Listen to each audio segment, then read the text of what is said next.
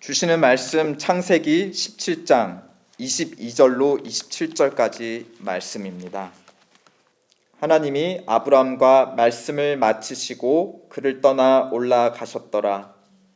이에 아브람이 하나님이 자기에게 말씀하신 대로 이날에 그 아들 이스마엘과 집에서 태어난 모든 자와 돈으로 산 모든 자 곧 아브람의 집사람 중 모든 남자를 데려다가 그 포피를 베었으니 아브람이 그의 포피를 벤 때는 99세였고 그의 아들 이스마엘이 그의 포피를 벤 때는 13세였더라.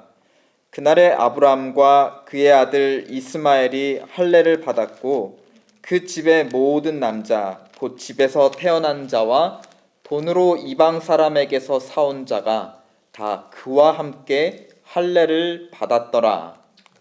아멘.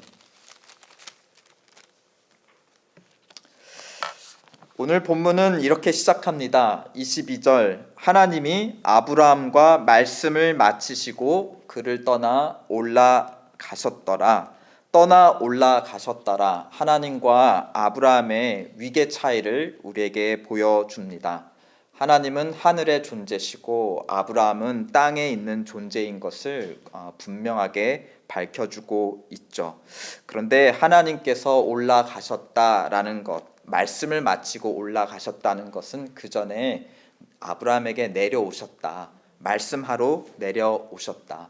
하나님과 아브라함은 하늘과 땅의 존재로 차이가 있지만 아브라함이 하나님께 올라가지 못할 때 하나님께서 아브라함에게 찾아오셨다.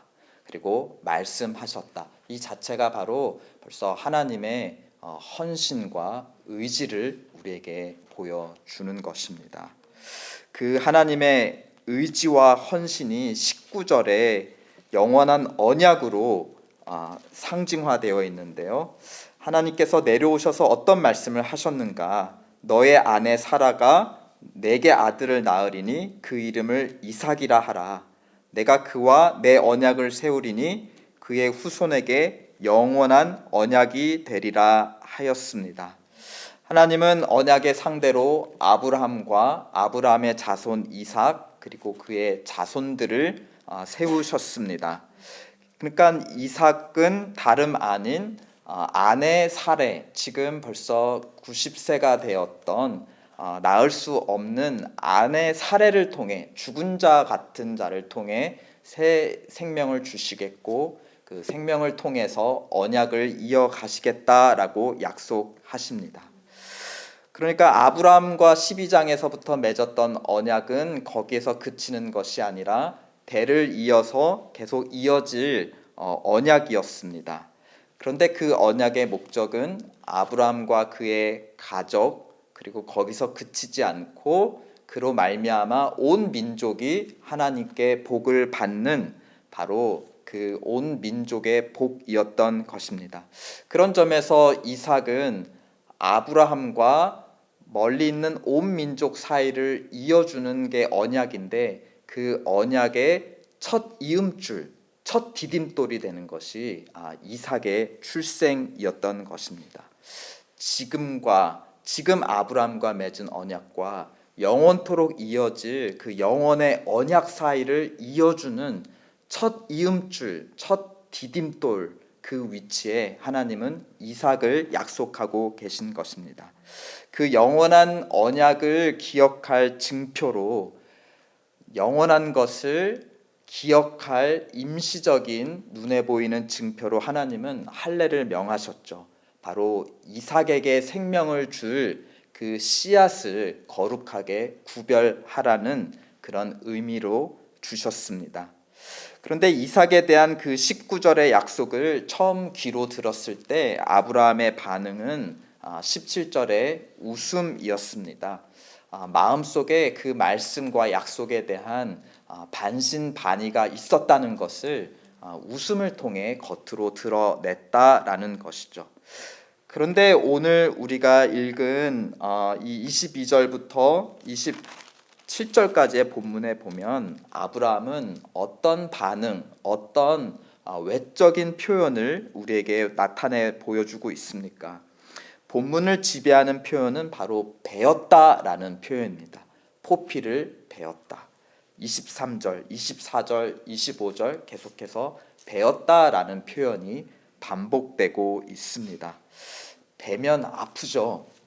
특히 그곳은 정말 아픕니다. 여성분들은 이 본문을 읽을 때 그랬구나. 아브라함과 그 가족에 속한 모든 남자들이 다 한날에 거길 다 배웠습니다. 여성분들은 그냥 그랬구나 싶은데요. 남성분들은 감정이입을 하시며 아마 읽었을 것입니다. 정말 아팠겠다. 그러면서 그날의 트라우마가 아마 떠오르시지 않았을까 싶습니다. 특히 아브람 같은 경우는 24절에 보면 그의 포피를 벤 때가 99세였다. 그러니까 할 거 다 사시고 이런 노구의 몸인데 그 몸에 가장 그 아프고 소중한 부위에 생칼을 대었다. 또 이때 칼은 오늘날 같이 이렇게 아주 얇고 정교한 칼이 아니었죠. 뭐 돌칼이든지 아니면 청동칼 같은 굉장히 어떤 무딘, 그래서 아마 아픔이 더했을 것입니다.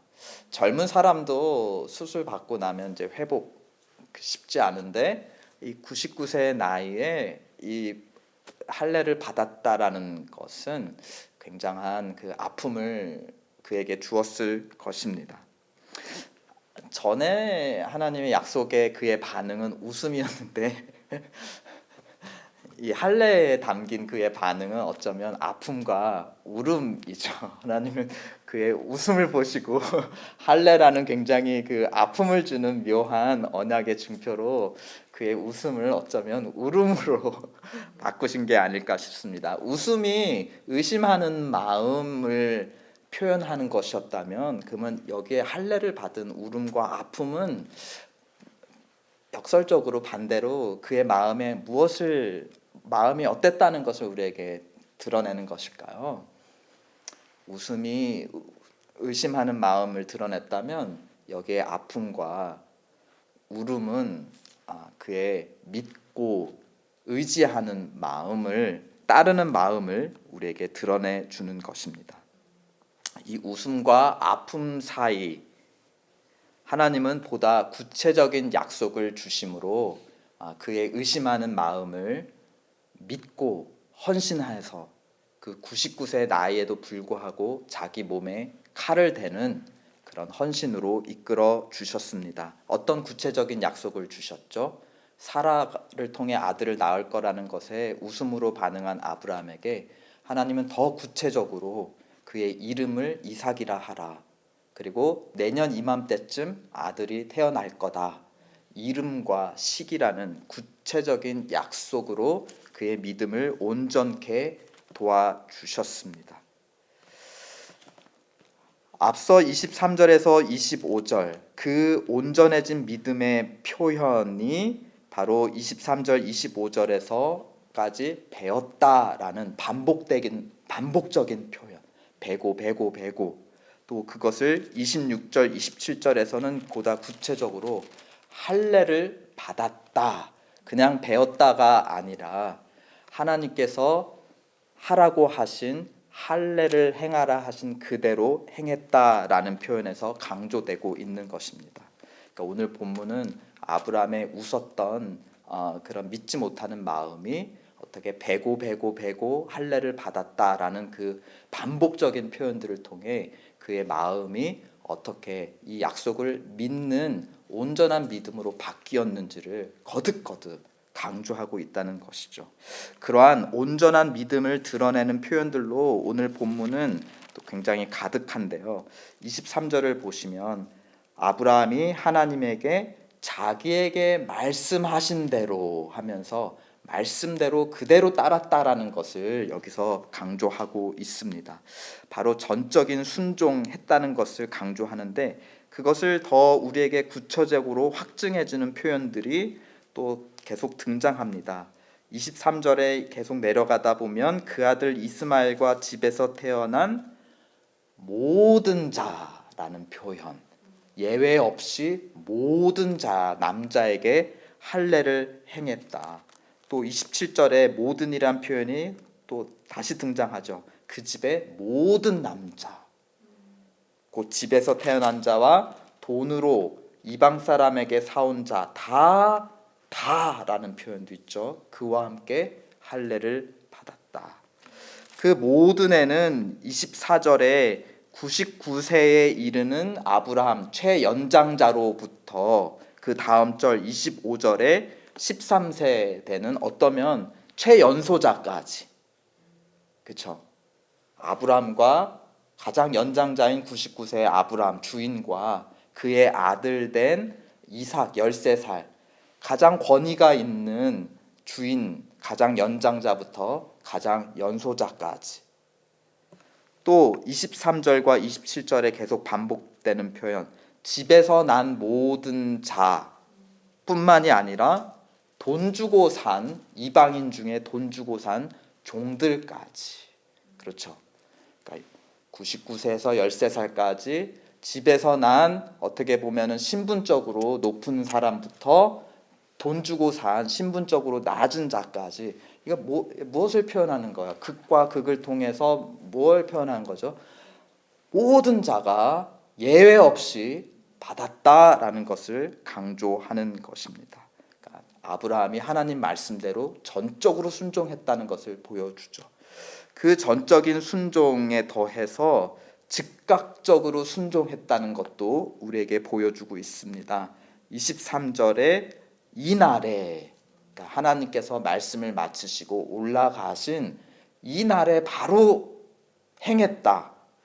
또 26절에 보면 그날에, 그쵸? 그날에 아브람과 그 아들 이스마엘이 할례를 받았고 하면서 즉각적인 순종도 우리에게 강조하고 있습니다. 그러니까 오늘 본문은 그의 마음속 믿음의 상태가 몸의 행위를 통해 드러났다는 것을 계속해서 우리에게 보여주고 있습니다. 이 부분을 야고보서 2장 22절은 이렇게 해석하고 우리에게 증거합니다. 너희가 보거니와 믿음이 그의 행함과 함께 일했다. 여기서 그의 행함과 함께 일했다 해서 그는 이 야고보 사도가 아브라함을 가리키면서 하는 얘기예요. 그의 행함과 믿음이 함께 일했다. 그러니까 그의 감춰져 있는 마음속 믿음이 행함과 함께 일했다. 행함을 통해 드러났다. 근데 거기서 그치지 않고 이렇게 22절은 마무리가 됩니다. 행함으로 믿음이 온전하게 되었다. 믿음을 통해 행함이 드러났지만 또 그 반대 관계로 행함을 통해 믿음이 온전케 되었다. 행함으로 드러났을 때 믿음이 비로소 확증되었다라는 표현입니다. 그러니까 우리 마음 속에 있는 믿음의 상태가 반드시 웃음이든 울음이든 어떻게든 우리의 몸을 통해 드러난다라는 것입니다. 그러므로 내가 어떻게 행하고 있는지, 내 믿음이 어떤지를 점검해 보시기 원한다면 나의 행함을 보십시오. 근데 우리는 때로 내 자신의 행함을 스스로 인식하지 못할 때가 많습니다. 그래서 누구를 통해 우리는 나의 행동을 돌아보게 되죠. 그래서 우리 공동체를 주신 것 같습니다.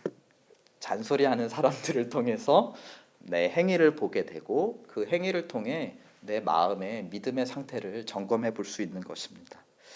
그래서 오늘 본문 또한 믿음과 행위, 그것을 공동체와 연결해 주고 있는 것을 우리는 보게 됩니다. 27절 다 함께 보실까요? 시작.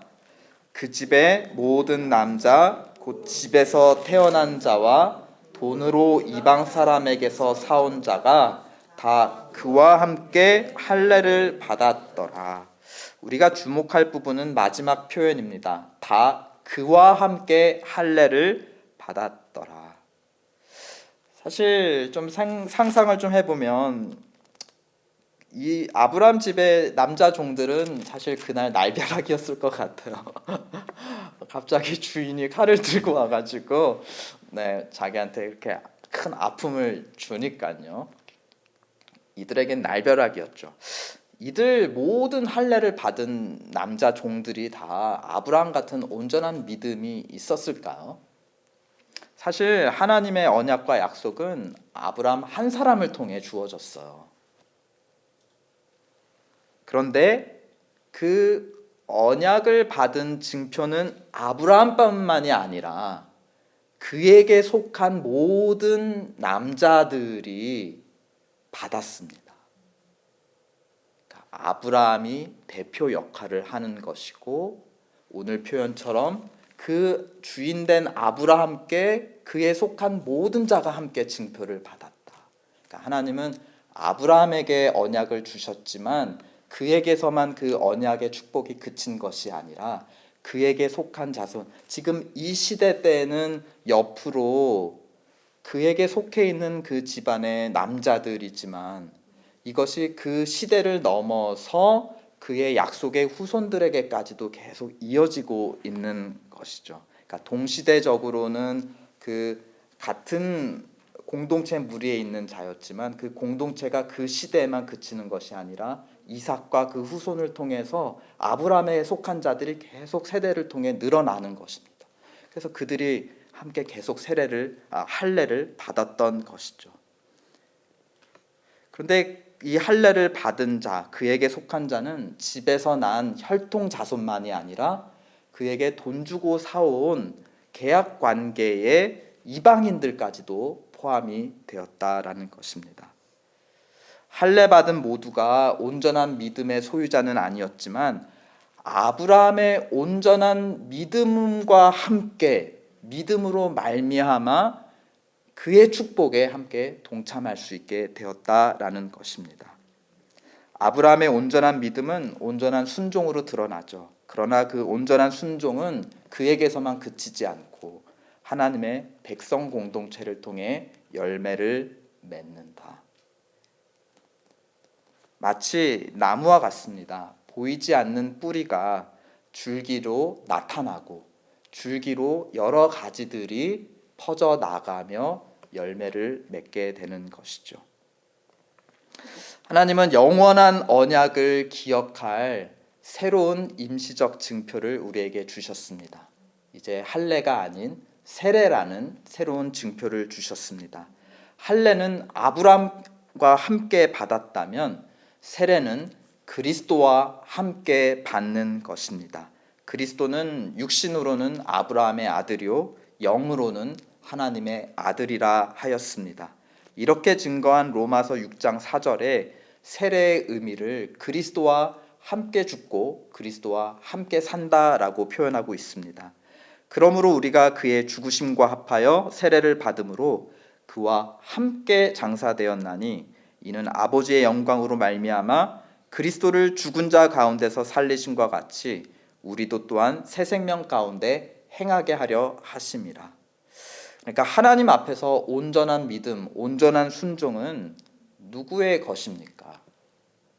우리가 그의 핏값으로 돈 주고 산 종인데, 그의 것인데 우리의 온전한 믿음 가지고 우리가 세례를 받은 것이 아니라 바로 주 예수 그리스도와 함께 받았다. 아브라함이 온전한 믿음으로 하나님 앞에 언약의 대상자가 되고 할례를 받았는데 그와 함께 그의 종들도 할례를 받았죠.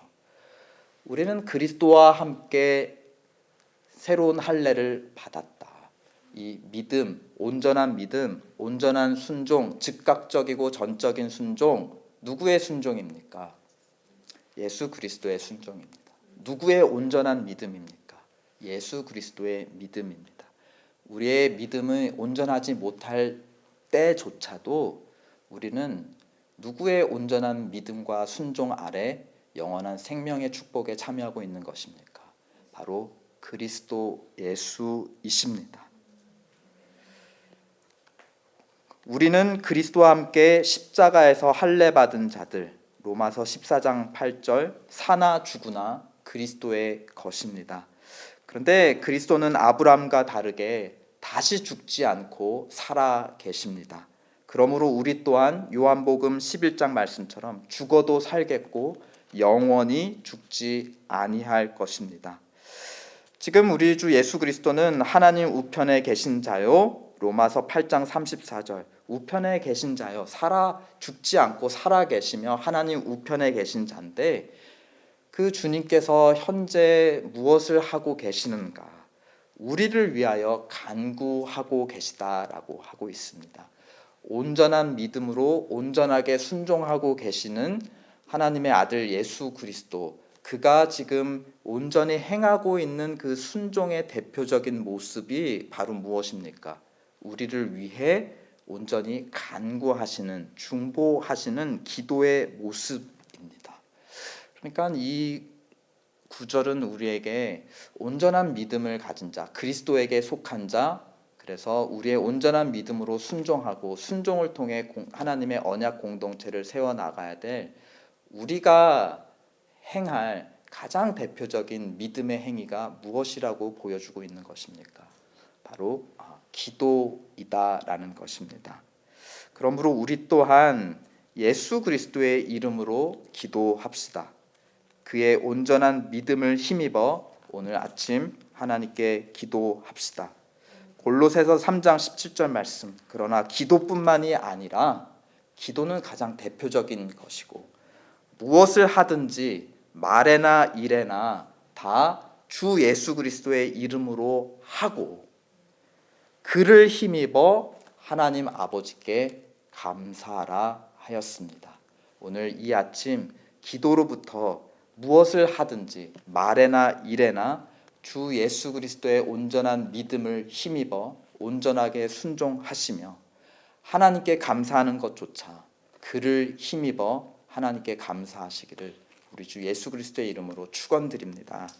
아멘.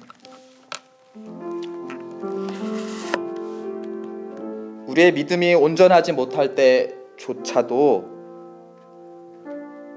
그리스도께서 우리를 위해 간구하시며 또한 우리 안에 성령을 주셔서 말할 수 없는 탄식으로 하나님의 뜻대로 간구하신다 하였습니다.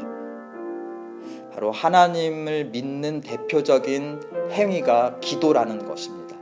기도에 그치지 않고 골로새서 3장 말씀처럼 무엇을 하든지 말에나 일에나 우리는 다 주 예수의 이름으로 주 예수의 온전한 믿음을 통해 행하며 하나님께 감사합시다. 오늘 이 복음을 우리가 감격하고 감사하며 확신을 가지고 이 시간 온전한 예수 그리스도의 믿음을 힘입어 하나님께 기도하며 오늘 하루 나아가도록 하겠습니다. 기도합시다.